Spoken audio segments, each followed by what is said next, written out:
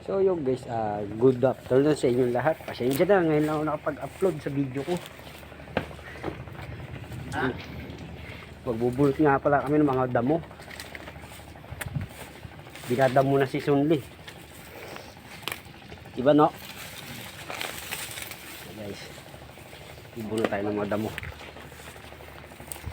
Bulot tayo ng damo ba? Tapos papakain ko Sunli.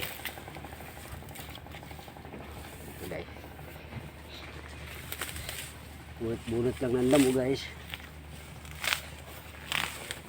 Ito umuwi talaga ba? Ang sabi ng isa, magtrabaho daw, wag daw puro video. Sabi ng isa, may nag-comment dyan na isa, magtrabaho daw, wag daw puro video. Hindot ka ba? Pinagsasabay nga yung video tapos trabaho eh. Hindot ka ba?